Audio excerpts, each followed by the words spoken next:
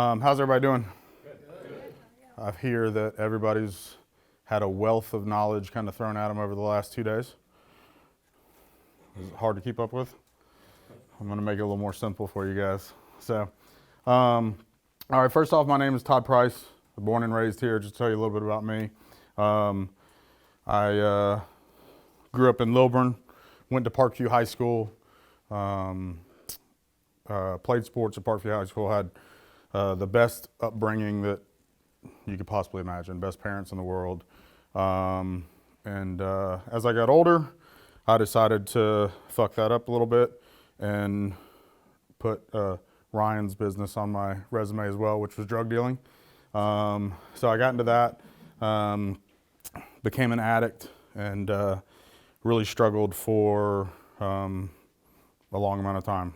And lost a lot of friends, lost everything, went out and essentially was homeless on my own accord, just because I didn't want to listen to my parents, didn't have anywhere to stay, didn't have anywhere to live, was living on the streets and drinking. I know he remembers some of it back in the day, everything revolved around alcohol. Had no money, just wanted to drink, party, and didn't care about any sort of discipline, goals, life, what happened to me, what happened to my parents, what they thought of me, etc. So finally, I had kind of a wake-up call after staying in extended stays and not having a car and stealing hot dogs from QT to eat. Was the only real way I could eat because I didn't have any money. If I did have money, I just went and blew it on alcohol. So had a wake-up call one year. I had a lot of rough things kind of happen in the life I was living. So I got drugged. I had my car stolen. I got beat with a wrench, which we were just talking about, which is why I can't shave my head and look like these two lovely gentlemen. So I have scars and staples and knots and stuff all over my head. Was beat with a wrench, had my skull cracked, and broke my jaw 4 times. And then finally had a hit and run. And that was kind of the wake-up call for me. And once I had that, I was more concerned about the people in the car, which is wild because I've done all this crazy shit that you'd think I'd be concerned about myself. But I didn't care about myself. I didn't care about what happened to me. I was enjoying life, but I was so concerned about the people in the car and what would have happened to them, or what if there were kids in the car, that I remember going back to my parents' house and breaking down to my mom and crying and saying I'd never have a drink again. And so that was November 1st was 12 years. So a little bit over 12 years now I've been sober. Haven't had a drop of alcohol, no trouble, no nothing. Thank you. So I grew up in the gym industry. My dad always worked out growing up. I loved to work out.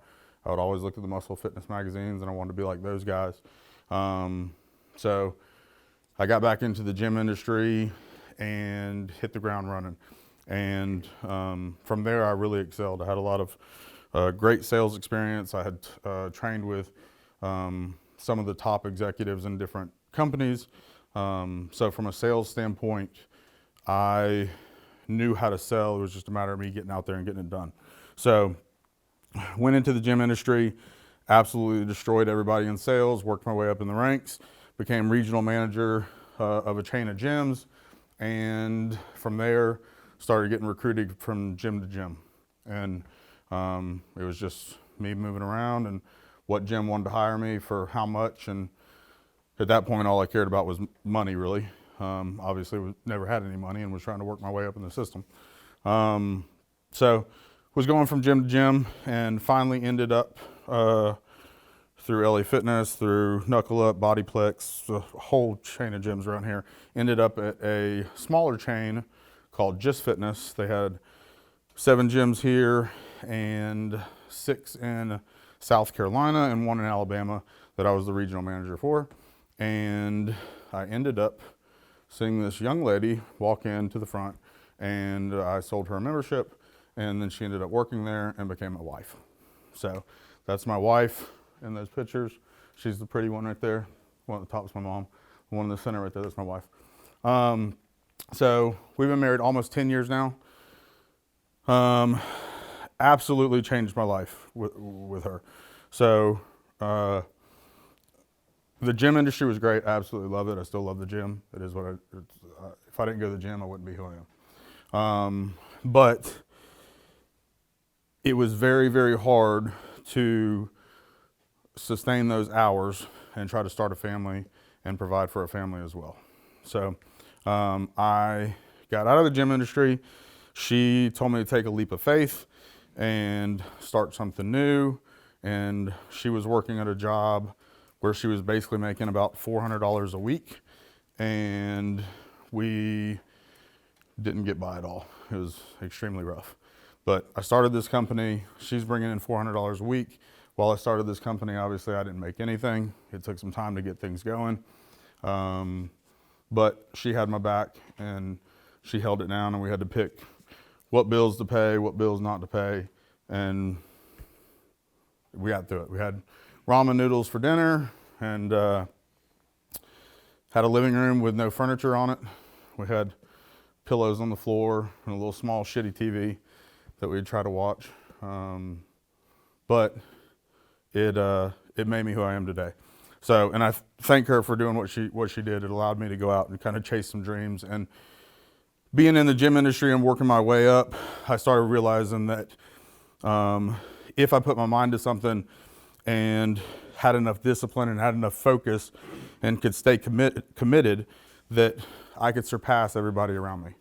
And so I took that same mindset when I went in and opened my own business, which I opened up a roofing company. And when I did that, I didn't know anything about it. I knew construction. My dad had been in construction for 47 years, built custom houses, didn't know anything about roofing.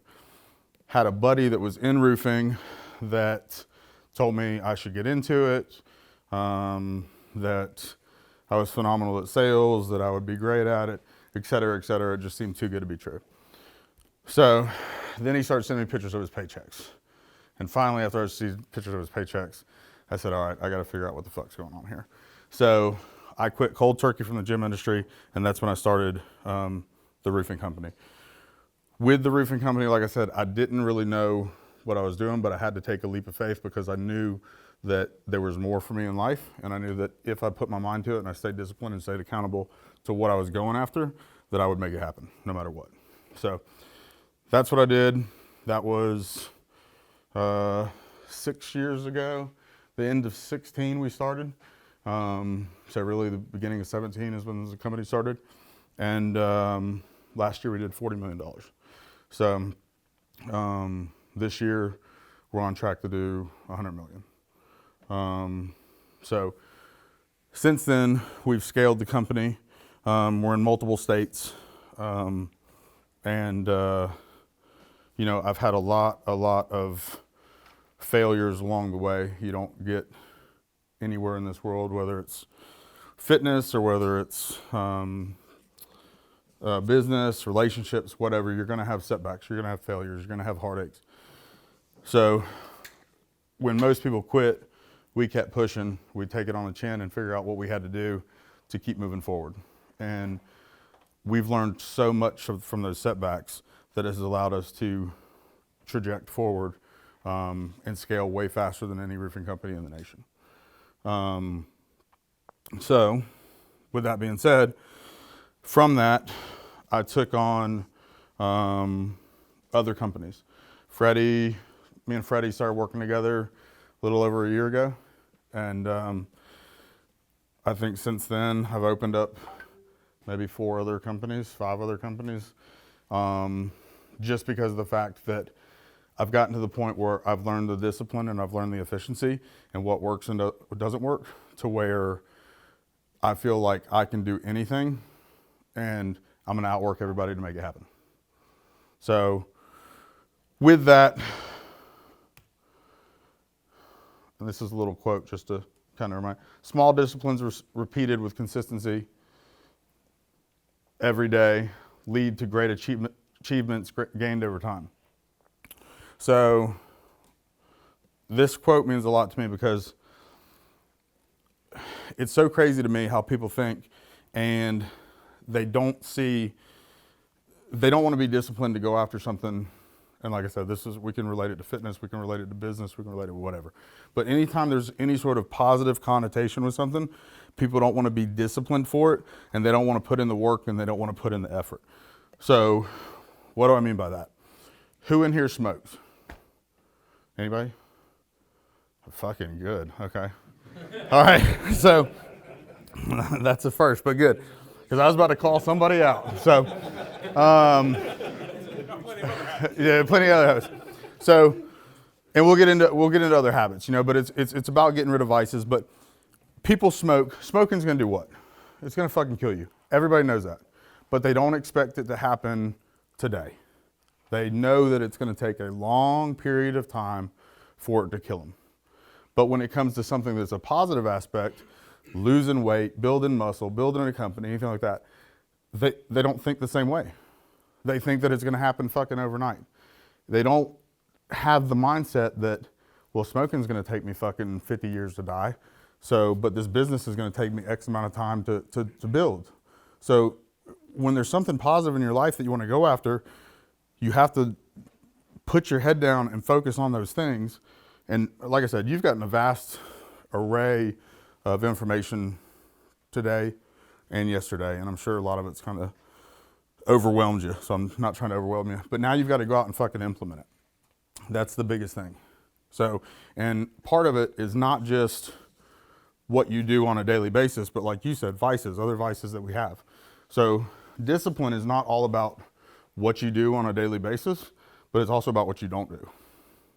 So not going out partying on the weekends, not drinking, not smoking, not fucking doing drugs, smoking weed, whatever your fucking vice is, eating McDonald's. Like, change your lifestyle. And I promise you, and obviously you guys, Freddie put it so eloquently that I work out, but obviously Dustin works out as well.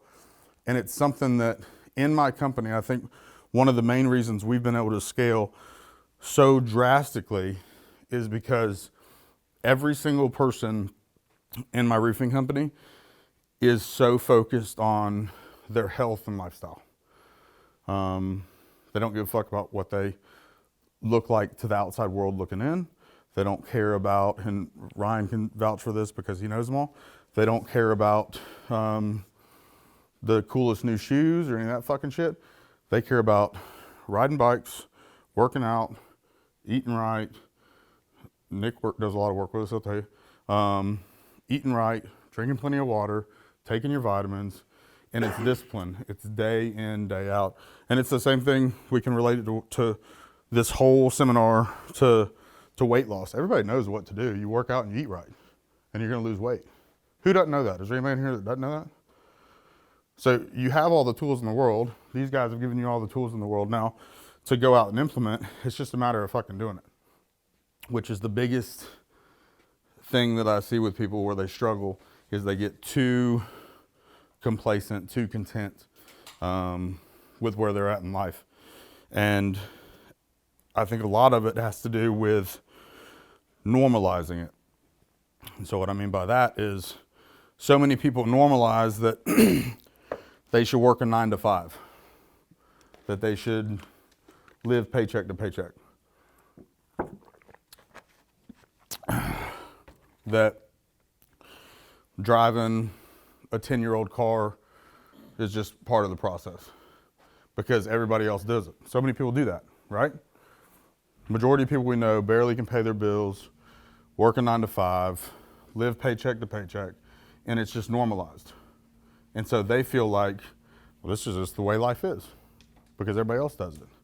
So to me, I can't think that way. That's not how I am with how I take care of my health, with how I work out, but also with business. The more I grow and the more I scale, it becomes normalized to me. So hitting $40 million last year, I can't do that again. That's a lot of fucking money, but I can't do that again. That's normalized to me now. If I do 40 million, so you have to think above and beyond. You have to dream and believe that you can do far more than what you've ever thought of before. I just went, Dustin will tell you, he saw on my Facebook. He asked me if I drove it today. I just went out and bought a Rolls Royce last 2 weeks ago. I wanted a new car. I was bored. I went out and bought a Rolls Royce. I have a multi-million-dollar home and over $2 million worth of cars in my driveway. But it's normalized to me. It's not enough. You look at it, take a picture. I could show you a picture of it. It looks cool, but I don't give a fuck. I want more. I already told Freddie I'm looking at what I want to get next, because I have small goals that I want to reach every single day, every single month, every single year. But they're not just goals to me. I have plans to get there. So the biggest thing that I want you to take away from this is that you guys have got to figure out what your purpose is. And when I say purpose, I mean, what is your passion in life? Obviously you have your business, but what's the purpose for your business? So for me, I have to work out. That's who I am. If I can't work out, my wife knows that she's taken away something from me that means a lot to me. It's who I am as a person. Also, I have to help people. My purpose is to help people. I want to help people better themselves. I want to help people get in shape. That's why I have a coaching program. I want people to get in shape. I want people to live the healthiest life they can live, the longest they can live, make the most amount of money that they can make. So that's my purpose. And I have that purpose. Without a purpose, you're not passionate about it. So like with roofing, I'll be honest with you, I don't give a fuck about a roof. Not one roof ever, except for my parents, have I given a fuck about. But I care about the people that I'm helping, and I care about my team, and every single, well, I can't say every single person, majority of the people that work for me have a very similar past to me and Ryan, to where they were former addicts, or they were in prison, or they were alcoholics, or whatever, and now they've turned their life around, and they're making hundreds of thousands of dollars a year. And they're racing bikes professionally, or they're bodybuilding, or they're doing fitness competitions. And seeing that, to me, we did that together, and now they're passionate about it. That's what I'm passionate about, is seeing people change their life. Whether it's through roofing, whether it's through inflatables, whether it's through starting fucking selling shoes, whatever the fuck you want to do, pressure washing, whatever it is. I've watched Nick completely change his fucking life. Become sober, post a selfie every day at the gym. I'm jealous, because he eats whatever the fuck he wants and he's shredded. It's not fair. So, but his purpose and his passion for what, he's got so much passion for what he does. And you can't miss it. Every time I get on Facebook, I see him. He's posting about his work. He's posting about what he's doing. He's posting in the gym. He's posting his food, that he's healthy. He's living a lifestyle that people want to be like. And in turn, I see other people messaging him and saying, dude, what are you doing? What are you doing different? What did you change? And it's because he's so passionate about what he does, not only from a business standpoint, but about his life, that he implements every fucking thing to a T. There's no days off. And I can't catch him slipping. You go on my Instagram and you go through my stories, you won't catch, I promise you won't ever fucking catch me slipping. I'll be up before all of you. I'll already have my cardio done. I'll be on my first meal. You'll see me posting my workouts. You'll see me posting macros. You won't catch me slipping. And I have a ton of people waiting to watch me slip, but it won't happen. So you have to become so disciplined and so matter of fact with what you're doing and what your purpose is, that everything else goes away. Nick is so determined with his purpose that alcohol, shit-ass food, all that other fucking shit is out the window. He lives his life very, very purpose-driven. Until you get to that point, you're not going to implement everything that you've learned. Make sense? And by the way, everybody's going to get, we'll have a copy of this presentation on the thumb drive that you guys got, I believe, yesterday. So you'll have that on there as well. This we kind of went over a little bit, but whether it's fitness, business, life in general, in order to be in a physical and mental state to better yourself, developing consistency in your life is key. Developing consistency becomes through adopting disciplines in your life. So, like I said, you have to be extremely disciplined to be consistent. Things that are probably not the healthiest or not the things that are going to get us where we want in life. Sitting down and watching I don't know, my wife likes Friends, so sitting down and watching a Friends marathon is probably not what we want to do and not what going to get us where we want in life, right? So having the discipline is going to keep us away from those vices that we talked about, and is what's going to be consistent. Do I want to work out every day? Fuck no. Do I want to eat the shit that I eat every day? No. But it's the consistency and it's the discipline that makes me do that to where I get the goals that I want. And I have a plan to get where I want. But without discipline, everybody's going to leave here today and be motivated as fuck. I hope. From everything that you've learned, from me talking, from Dustin, from Freddie talking, from Ryan, from everybody here talking, I hope you guys leave here and are super fucking motivated. But there's a huge difference between motivation and discipline. Because by the time you hit the bed tonight, that motivation's going to be gone. So to be disciplined, you have to stick it out day in, day out, every fucking day, whether you want to or not. Who sets an alarm in the morning? How many people hit snooze?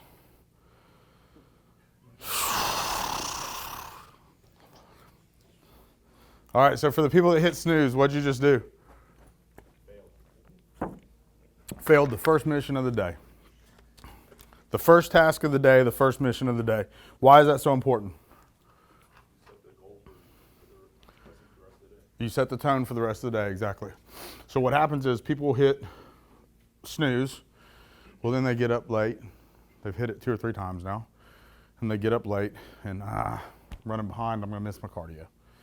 Well, then you miss your cardio and it's, well, I guess today's going to be an off day for me, so Nick brought those donuts in. I might as well have a donut, just be my off day. It rolls over.